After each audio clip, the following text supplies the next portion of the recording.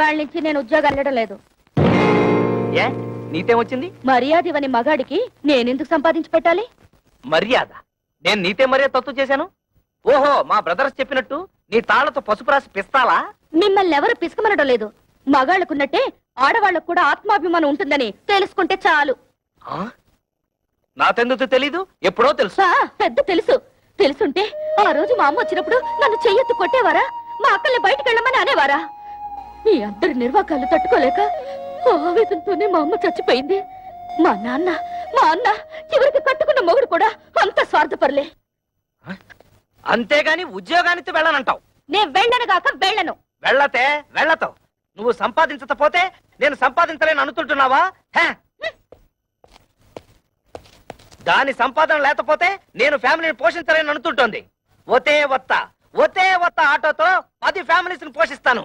చూపిస్తాను తడాత ఏంటో.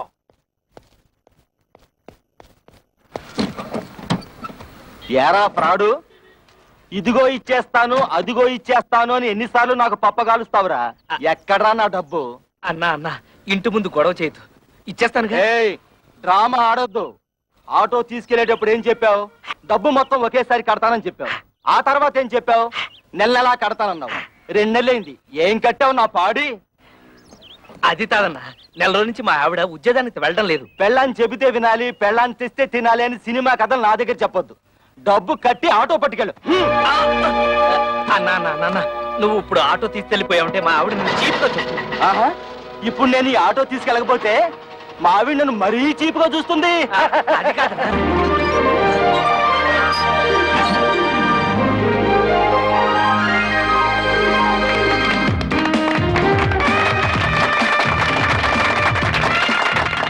చప్పట్లు కొడుతున్నావా? సిగ్గు లేదు? కన్న తండ్రివి నువ్వు ఇక్కడ ఉండగానే వాళ్ళ మామగారి చేత ఫ్యాక్టరీ ఓపెన్ చేస్తున్నాను. నీ కన్న కొడుకు. ఎవరు కట్ చేస్తేమిటయ్యా? శంకరం, నిన్ను ఇంత ఇన్సల్ట్ చేసిన తర్వాత కూడా ఇంకా నీ కొడుకు నువ్వు సపోర్ట్ చేస్తున్నావంటే వాడు నీకేదో చేతబడి చేసి ఉంటాడు. నువ్వను రా.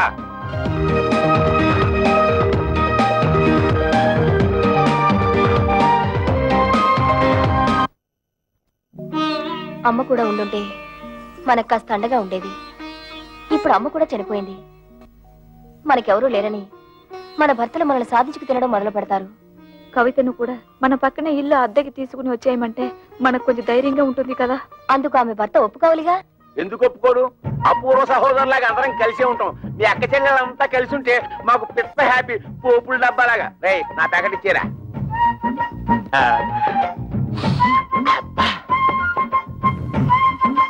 నీకు ఇష్టమని చికెన్ బిర్యానీ తెచ్చాను. అంతా నువ్వే తినేక కడుపులో ఉన్న కపిల్ దేవ్ కూడా కష్టపెట్టు. నేను నీకోసం బిర్యానీ ఒకటే కాదు, చికెన్ పకోడీ కూడా తెచ్చా. చూసావా నువ్వంటే నాకు ఎంత ప్రేమో? నా బంగారం, నా కొండ. ఈ శుభ్రంగా తినేసి చేతులు కడుక్కొని ఈ సొక్కకి తుడిచేసి ఈ పేపర్ మీద ఓ సంతకం పెట్టి. నువ్వు కూడా ఈ పేపర్ మీద చెగోడిలా చిన్న సంతకం పెట్టవా? సంతకమా? ఎందుకు? ఎందుకేమిటి? మా పిల్లలకి అవమానం జరుగుతుంటే చూస్తూ ఊరుకుంటావా? మీ అమ్మ మీకోసం డబ్బడానికి వెళ్తే తల్లి అన్న అభిమానం కూడా లేకుండా మీ అమ్మ చావుకు కారణమైన వాడిని ఊరికే వదులుతావా? మాకు ఒక పైసా కూడా ఇవ్వకుండా మీ తమ్ముడికి లక్షలు పెట్టి ఫ్యాక్టరీ కట్టిస్తాడా? ఆ పగ మీరు చూసుకోవద్దు. వాళ్ళని కోర్టుకి ఇచ్చి మీకు రావాల్సిన ఆస్తి మీరు తీసుకుంటారు అంతే. అందుకే ఈ సంతకం. ఆస్తిలో కూడా ఆడపిల్లకి హక్కు ఉంది. ఏ పర్లేదు, ధైర్యంగా పెట్టేయండి. నేనున్నాను, వాడున్నాడు, ఆటోడున్నాడు.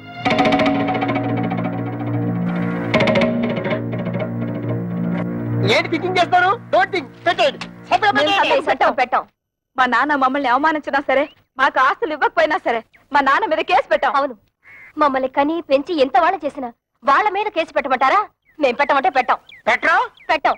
మా కుటుంబ గౌరవాన్ని మంట కలపం. పెట్టాను. లేకపోతే ఏంటయ్యా సంతకాలు పెట్టడానికి బిర్యానీ ఎందుకు దండగా? మొగుళ్ళు అన్ని బెడ లేకుండా దేవస్థానం రోడ్డు మీద తిరుగుతుంటే అది పిల్లలకి అవమానం కాదు? అప్పులో కనిపించకుండా దాక్కుడు మొదలాడుతుంటే అది పిల్లలకి అవమానం కాదు? ఆడ బాబు మీద కేసు పెట్టుకుంటే పెద్ద అవమానం అయిపోయిందట. ఏంటి పెద్ద రంకెలేస్తున్నారు? మా నాన్న ఆస్తిలో వాటా అడగడానికి మీకేం హక్కుంది? ఓతే నాతో హక్కు లేదు, నీతుందిగా, నువ్వు అడగొచ్చుగా. ఆస్తిలో హక్కుల సంగతి నాకు తెలుసు. ఎవరి మీద ఎప్పుడు ఎలా ప్రొసీడ్ అవ్వాలో కూడా తెలుసు. డబ్బు కోసం మీ వెలితి బుద్ధి ప్రదర్శించకండి. అబ్బా, అటు ఉద్యోగానికి వెళ్ళవు, ఇటు ఆస్తి తేవు. ఇత నువ్వేంటి ఇంట్లో? పనికిరాని చీపురు కట్టని మూలపడుండే ఖాళీ బియ్యపు డబ్బాని ఏంటంట? కృష్ణ, నువ్వు ఆ పిల్లతో వాదించలేవు గాని నోరు మూసుకో. ఏంటి మూసే? చక్కగా ఉద్యోగం చేసుకుంటున్న పిల్లాన్ని చేసుకోలేకుండా చేసావు. ఇవాళ రేపు ఉద్యోగానికి వెళ్దాం అనుకుంటే నువ్వు వచ్చి అక్కడ సంతకం పెట్టు, ఇక్కడ సంతకం పెట్టు అంటూ నీ కక్కుర్తి బుద్ధి చూపించి మొత్తానికి మోసం చేసావు.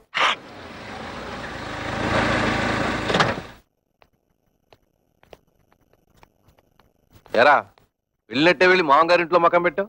వయసు వచ్చిన పిల్ల ఇంట్లో ఉంది, పైగా దానికి ఒంట్లో బాలేదు. దాని మంచి చెడ్డ చూసుకోవాల్సిన బాధ్యత నీకు లేదా? నేను మాత్రం ఎన్నింటికని ఏడవన్నా. మా మామగారు మా మరదలకి పెళ్లి పెట్టుకున్నారు. అన్ని ఏర్పాట్లు నన్ను దగ్గర నుండి చూసుకోమన్నారు. మీ మామగారు పనులు చూసుకోవాల్సిందే కాదన్ను. మీ అమ్మ చావుకొచ్చిన మీ అక్కలు చెల్లి కోపగించుకుని వెళ్ళి దాని దినానికి కూడా రాలేదు. పైగా మనం కూడా వాళ్ళ మంచి చెట్లు చూడటం మానేశాం. పెద్దకి 7 నెలల దానికి సీమంతం చేయాలి, పుట్టికి తీసుకురావాలి. మీ మూడు పిల్లలిద్దరు వెళ్ళి అక్కడ కూర్చుంటే ఇక్కడ ఈ పనులన్నీ ఎవరు చేస్తారా? రేపు మంచి రోజు, ఇద్దరు వెళ్ళి అక్కని తీసుకొద్దాం. ఆ పురుళ్ళు గిరుళ్ళు మనం ఎక్కడ పోయించగలం నాన్న? అసలే అమ్మలేదు. మీ అమ్మ లేకపోయినా మనకు తప్పదు కదరా. మా ఆవిడికి అలాంటి చాకరీలు చేసి అలవాట్లేదు. పురుటికి కావలిస్తే ఖర్చులకు డబ్బులు ఇచ్చేద్దాం, కానీ ఇక్కడ తీసుకురావడం గట్రా పెట్టుకోవద్దు. తోడ పుట్టినవాడు మాట్లాడాల్సిన మాటనేది. దానికి తొలి కానుపురా. పురిటికి పుట్టింటికి తీసుకురావడమే సాంప్రదాయం. అటువంటి సాంప్రదాయాలు అవి నాకు తెలియదు. మా మరదలి పెళ్లి పూర్తయ్యే వరకు నేను మీ కోడలు అక్కడే ఉండాలి. పదవి పోదాం. ఆగరా. సొంత అక్క పురిటి కంటే నీ మరదల పెళ్లి ఎక్కువైందా నీకు? అక్కా చెల్లెల వల్ల ఏం కలిసి వస్తుంది? బూడిదే. మా మామగారి వాళ్ళ ఫ్యాక్టరీ వచ్చింది, 10 మందిలో పరపతి పెరిగింది. మిగతా వాళ్ళు ఎలా పోయినా నాకు అనవసరం.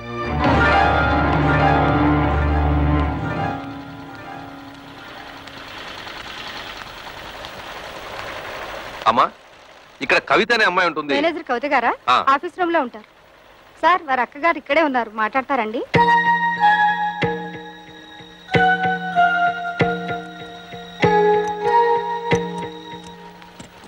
నువ్వు ఇక్కడ పని చేస్తున్నావా? చెయ్యికేం చేయాలి? బ్రతకడానికి ఏదో ఒకటి చేయాలిగా. మేము కష్టపడి పని చేస్తేనే మా మొగుళ్ళు మాకు తిండి పెడతారు. నువ్వు రా, మన పని చూసుకుందాం.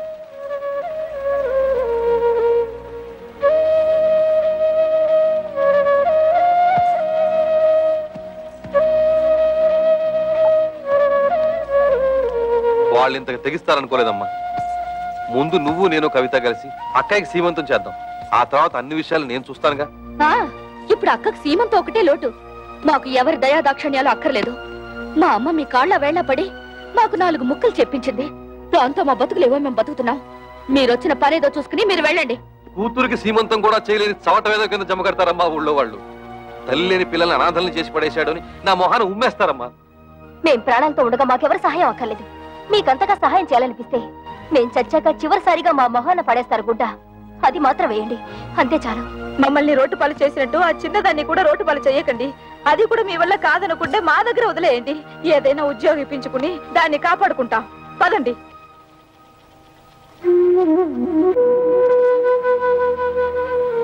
పొద్దున్నే సంతకాలు పెట్టమని పట్టుపట్టాం కదా. కొంపతీసి రైలు పట్టాల మీద తలకాయలు గానీ పెట్టేశారేమోరా. వాళ్ళు రైలు పట్టాల మీద తలకాయ, వాళ్ళు అసలే పోలందేవులు. ఏదో రోజు నీ తలకాయ నా తలకాయ తీసుకెళ్లి రైలు పట్టాల పెట్టేస్తారు. 100 పెట్లు గూడ్స్ బండి ఆరనేసుకుంటూ స్పీడ్ గా వచ్చేసి మా తలకాయ నుంచి ఎక్కేస్తుంది. 2 తలకాయలు లక్ష్మీ బంబుల బడేలు పేలి 2 తలకాయలు పక్కనే ఉండి నవ్వుకుంటాయి.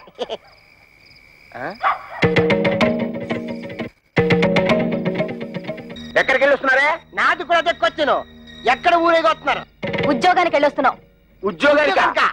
అలా మొహం మీద కూర్చుంటూ సమాధానం చెప్తుంటే చూస్తూ ఊరుకుంటావు. సిగ్గులేదు? నిన్ను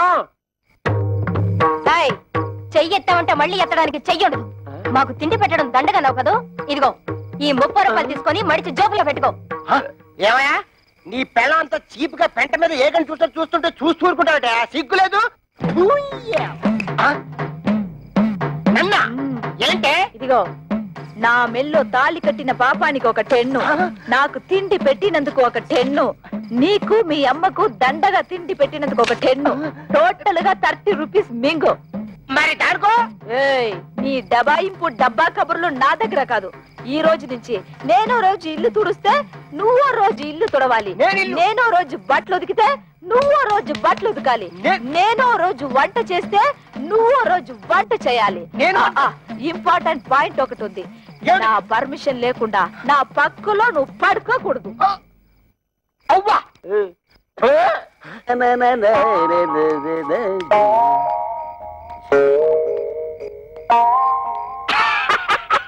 తమ్ముడు, మొహం ఏమిటి అలా ఉంది మాడిపోయిన మినపట్లాగా? బుద్ధి పోనించుకోలేదు. మాడిపోయిన మినపట్టు కాదు, అరిపోయిన చీపురు కట్టని చెప్పు. ఏ తమ్ముడనే నీ పిల్ల జై కొట్టిందా చీ కొట్టిందా? చీపురు కట్టలో కొట్టిందా? 30 రూపాయలు సంపాదించి మన పిల్లలే మళ్ళీ ఎరగొట్టారు. తమ్ముడనే పిల్లం నెలకి 3000 రూపాయలు సంపాదిస్తుంది. తుక్కు రేపేసాడు. నా పెళ్ళం సంతతం పెట్టనందుకు నాకేం బాధలేదు, కానీ ఇంతకాలం నా ఫుడ్ తిన్న మా డాడీయే వెన్నుపోటు పొడిచేశాడు. అందుకే నాకు వర్రీగా ఉంది. వర్రీని కూడా కర్రీ అనుకుని సర్దుకుపోవాలి తమ్ముడు. వాళ్ళింతతో తెగించడానికి కారణం ఏమైంటుందో తెలుసా? వాళ్ళ సంపాదన. దానికి స్పీడ్ బ్రేకర్ వేసేస్తే అప్పుడేం చేస్తారు? పొయ్యి కింద నుంచి మంట లాగెత్తే నూనె లాగలుగుతుంది. చచ్చినట్టు మన దారికి వస్తారు. బాత్రూమ్ లో పైప్ కట్టేస్తే ఏం పెట్టి కడుక్కుంటారు? సో మనం రేపే వాళ్ళు పనిచేసే ఆఫీసుకు వెళ్తున్నాం. వాళ్ళ మేనేజర్ ని 4 పీట్లు వాళ్ళ ఉద్యోగాలు డిస్మిస్ చేయమని అడుగుతున్నాం.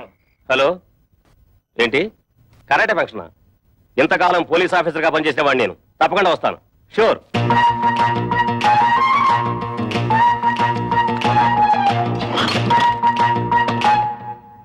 మీరెవరయ్యా? కూర్చునే కుర్చీలో కాళ్ళు పెట్టి నిలబడ్డారు. కాళ్ళు తీసి బుద్ధిగా కూర్చోండి ప్లీజ్. చా, ఈ ప్లీజులు ఫీజులు మా దగ్గర కుదరవు. మర్యాదగా మా ముగ్గురు పెళ్ళాలకి ఊస్టింగ్ ఆర్డర్స్ ఇచ్చే. Mister, give respect and take respect. ఏంటి నీతో రెస్పెక్ట్ ఇచ్చేది? హెయిర్ బాత్స్ మీసం టచ్ చేసి అవతల పరేస్తానంతే. నీ డ్రైనేజ్ పదలగొట్టమంటే మా పిల్లలు కళ్యాణి, కస్తూరి, కవితల ఉద్యోగాన్ని కత్తిపేటతో కోసవతల మారి లేదా?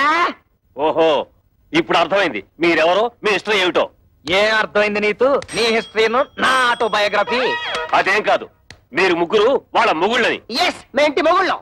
ఆ విషయం మా పెళ్ళాలకి ఉద్యోగాలు ఇవ్వడానికి ముందు ఆలోచించుండాల్సింది. అవన్నీ తెలుసుకుంటే ఇవాళ నీ రేషన్ కార్డు చిరిగిపోయేది కాదుగా. నీ పేరు ఓటర్ లిస్ట్ లో చెరిగిపోయే కాదుగా. అందుకని వెంటనే వెళ్ళి మా పెళ్ళాల ఉద్యోగాలు పీతే వెళ్ళా. ఏంటి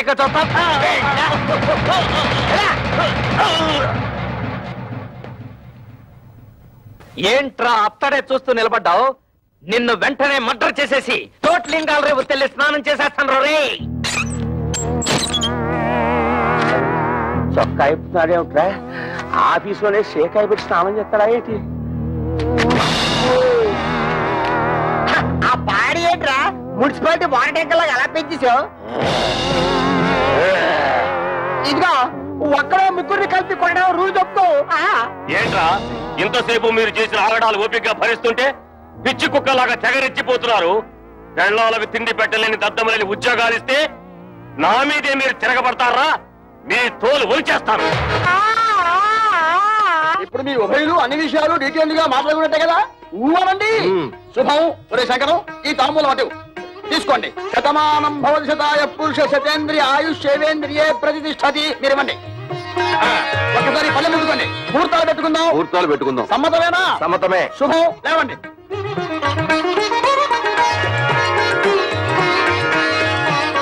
కూర్చోండి. అయ్యా మేము ఉంటాం. నమస్కారం. టాటా బిర్లా అంబానీ.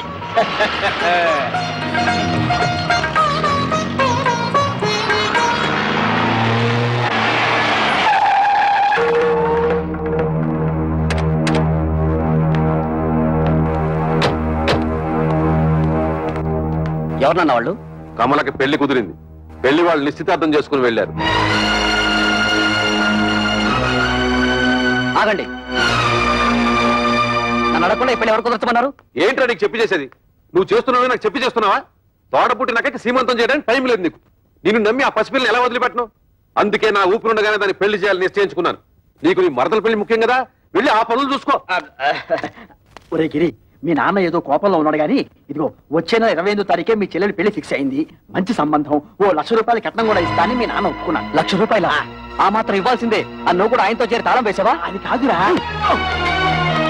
మీ అమ్మాయికి పెళ్లి చేయాలనుకుంటే చేసుకోండి, నాకే అభ్యంతరం లేదు. కానీ 1,00,000 రూపాయల కట్నం ఇస్తాను ఎందుకు ఒప్పుకున్నారు? అక్కడికి ఇచ్చినట్టు 30,000 ఇవ్వండి చాలు. తక్కువ కట్నం ఇచ్చి సరైన సంబంధాలు చేయకుండా పిల్లల్ని అవస్థలకు గురి చేశారు. ఇప్పుడు దీన్ని కూడా అలా చేయమంటావా? కనీసం ఇదేనా సుఖపడుతుందని 1,00,000 రూపాయలు కట్టినానికి ఒప్పుకున్నాను. నీ పాటి నువ్వు ఒప్పుకుంటే సరిపోయిందా? 30,000కు మించి ఒక్క పైసా కూడా ఇవ్వను. రాయ్, నువ్వెవడరా ఇవ్వడానికి? నేను కష్టపడి సంపాదించిన ఆస్తి ఉంది, అది అమ్మి దాన్ని పెళ్లి చేస్తాను. చేస్తావు. ఎందుకు చెయ్యవు? ఏ రోజైతే నేను నీ కొడుకుగా పుట్టానో ఆ రోజే ఈ ఆస్తి అంతా నాదైంది. ఇంతకంటే ఎక్కువగా మాట్లాడమంటే మర్యాద దక్కదు. జాగ్రత్త. చేతడానికి నీకెంత ధైర్యరా? నీకేమన్నా ప్రయోగాలు వచ్చిందో ఏమిటి? చేయిద్దాము తోడబుట్టిన తోచి పారేశావు. ఏ వంకర శాస్త్రి, ఇది నీకు సంబంధం లేని విషయం. మర్యాదగా బయటికి పో. కోట్ల సంపాదించిన వాళ్ళే కొడుకుల ముందు నోరు పోసుకుని కూర్చుంటుంటే పెద్ద ఈయనేంటండి రక్కలేస్తున్నాడు. అసలే నాకేమిచ్చాడని ఈ బోడి కొంప తప్ప. బోడి కొంపే దాన్ని చూపించగలయ్యా. ఆ ఎమ్మెల్యే కూతురుని పెళ్లి చేసుకున్నావు, నీ ఫ్యాక్టరీ కూడా పట్టుకున్నావు. రే వంకర శాస్త్రి, ఇంకా నా కళ్ళ ముందు కనిపించావో దెబ్బలు తింటావు. పోరా బయటికి.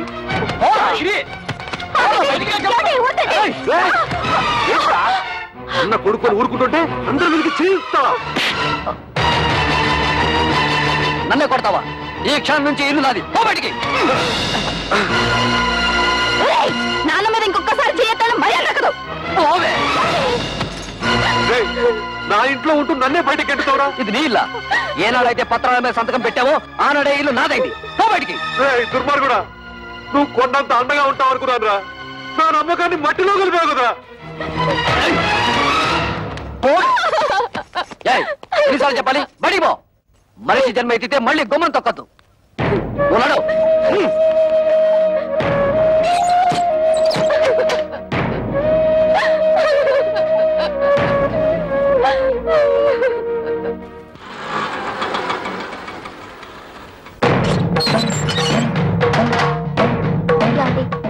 మీ అక్కలు చెల్లి వచ్చారు, బయట నిలబడ్డారు. చాలా కోపంగా ఉన్నారండి. గొడవ పెట్టుకోవడానికే వచ్చుంటారు. చూసుకుందాం రా. ఏంటే అంతా కలిసికట్టుగా వచ్చారు? నాను ఎందుకురా బయటికి గెంటేశావు? ఆయన్ని బయటికి పొమ్మనడానికి నువ్వెవడవురా? నిన్నెంతో ప్రేమగా చూసుకునే కన్న తండ్రిని బయటికి గెంటేసి నువ్వు బాగుపడవరా? వాడితే ఏంటి ఎంత మెత్తగా మాట్లాడుతున్నావు? రే చెప్పరా, నాను ఎందుకురా బయటికి గెంటేశావు? అడగడానికి ఎవరు లేరనా నీ పొగరా? ఎరా, ఆస్తి అంతా దొంగతనంగా రాయించుకున్నావు కదా, ఎవడేం చేస్తాడని అహంకారమా? మర్యాదగా మాట్లాడవే. అది నాకు నా తండ్రికి మధ్య గొడవ. అడగడానికి నువ్వెవరు? మేము అడగకపోతే ఇంకెవరు అడుగుతారా? ఎప్పుడు మీకు పెళ్లిళ్ళు అయిపోయాయో అప్పుడే ఈ ఇంటికి మీకు సంబంధం తెగిపోయింది. ఇక మీదట ఈ ఇంటి గురించి మాట్లాడే అర్హత ఎవ్వరికీ లేదు.